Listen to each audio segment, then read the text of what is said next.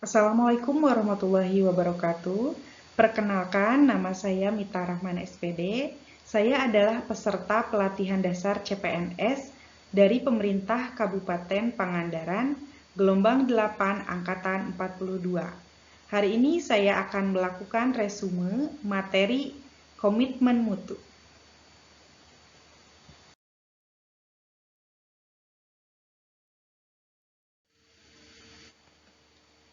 Standar penjaminan mutu pada setiap organisasi tentulah tidak sama, tetapi ada beberapa nilai yang harus ada pada komitmen mutu, yaitu efektif, efisien,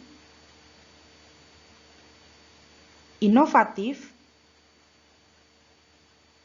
berorientasi mutu.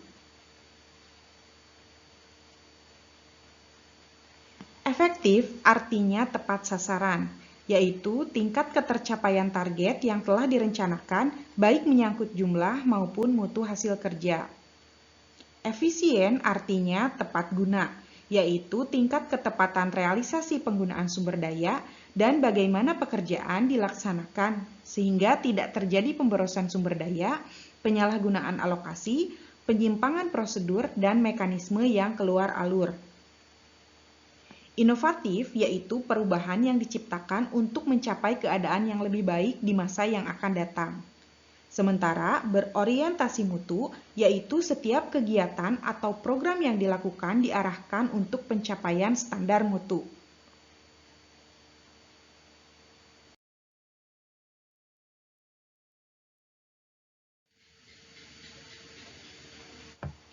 Standar pelayanan menjadi acuan pada pelaksana pelayanan publik yang disusun dan ditetapkan oleh unit pelayanan publik serta sudah dipublikasikan kepada masyarakat, baik melalui media cetak maupun media elektronik.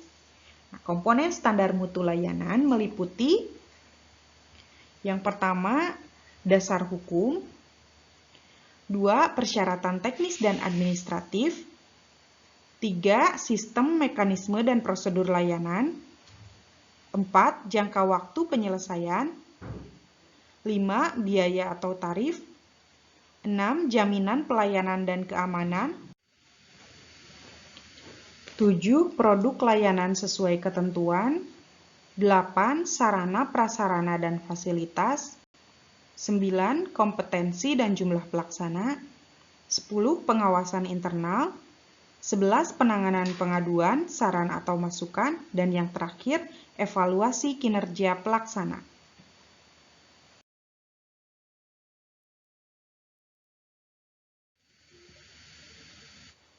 Pelayanan yang diharapkan untuk masa depan adalah yang memiliki sifat better, lebih baik, faster, lebih cepat, newer, lebih baru, cheaper, lebih murah, dan more simple, lebih sederhana.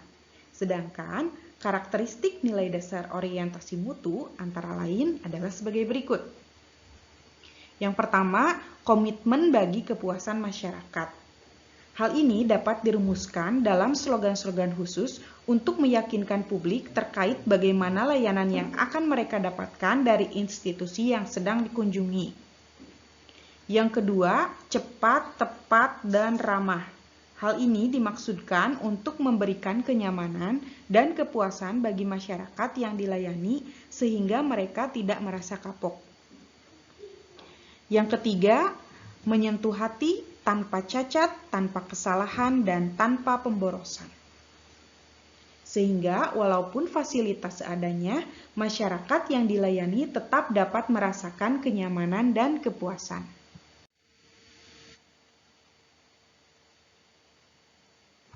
Yang keempat, memberi perlindungan publik, terutama ketika terjadi perubahan, baik berkaitan dengan pergeseran tuntutan kebutuhan customer atau klien, perkembangan teknologi, maupun sebagai konsekuensi dari lahirnya kebijakan baru.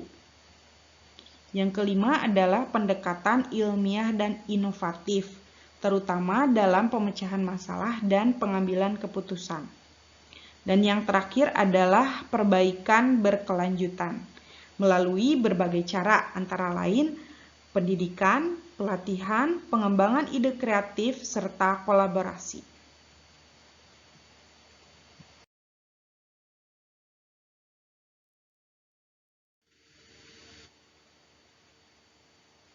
Penerapan komitmen mutu di lingkungan tempat kerja. Saya adalah seorang guru. Guru adalah pendidik profesional dengan tugas utama mendidik, mengajar, membimbing, mengarahkan, melatih, menilai, dan mengevaluasi peserta didik pada pendidikan anak usia dini jalur pendidikan formal, pendidikan dasar, dan pendidikan menengah. Adapun peran-peran guru yang harus ditingkatkan antara lain, yang pertama adalah guru sebagai pendidik. Guru adalah pendidik yang menjadi tokoh, panutan, dan identifikasi bagi para peserta didik dan lingkungannya. Oleh karena itu, sebagai guru, saya harus memiliki standar kualitas tertentu yang mencakup tanggung jawab, wibawa, mandiri, dan disiplin. Yang kedua adalah pengajar. Guru sebagai pengajar. Kegiatan belajar peserta didik dipengaruhi oleh beberapa faktor seperti motivasi, kematangan, hubungan peserta didik dengan guru, kemampuan verbal, tingkat kebebasan, rasa aman, dan keterampilan guru dalam berkomunikasi. Jika faktor-faktor tersebut dipenuhi, maka melalui pembelajaran peserta didik dapat belajar dengan baik. Guru harus berusaha membuat sesuatu menjadi jelas bagi peserta didik dan terampil dalam memecahkan masalah. Ada beberapa hal yang harus dilakukan oleh seorang guru dalam pembelajaran, yaitu membuat ilustrasi, mendefinisikan, menganalisis, bertanya, merespon, mendengarkan, menciptakan kepercayaan, memberikan pandangan yang bervariasi, menyediakan media untuk mengkaji materi standar, menyesuaikan metode pembelajaran, dan memberikan nada perasaan. Agar pembelajaran memiliki kekuatan yang maksimal, guru-guru harus senantiasa berusaha untuk mempertahankan dan meningkatkan semangat yang telah dimilikinya ketika mempelajari materi standar. Dan yang ketiga adalah guru sebagai pembimbing. Guru dapat diibaratkan sebagai pembimbing perjalanan yang berdasarkan pengetahuan dan pengalamannya bertanggung jawab atas kelancaran perjalanan itu. Nah, dalam hal ini, istilah perjalanan tidak hanya menyangkut fisik, tetapi juga perjalanan mental, emosional, kreativitas, moral, dan spiritual yang lebih dalam dan kompleks. Sebagai pembimbing perjalanan, guru memerlukan kompetensi yang tinggi untuk melaksanakan. Yang pertama, guru harus merencanakan tujuan dan mengidentifikasi kompetensi yang hendak dicapai.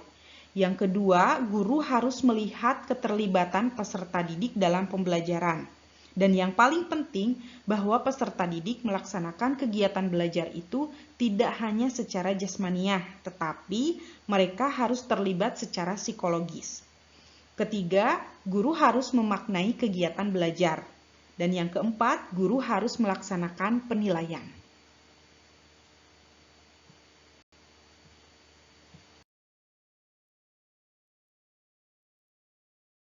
Itulah resume saya terkait materi komitmen mutu. Pelayanan yang memuaskan adalah pelayanan yang bermutu. Sedangkan pelayanan yang bermutu adalah pelayanan yang meliputi pelayanan efektif, pelayanan efisien, dan pelayanan yang selalu berinovasi. Sekian, terima kasih. Wassalamualaikum warahmatullahi wabarakatuh.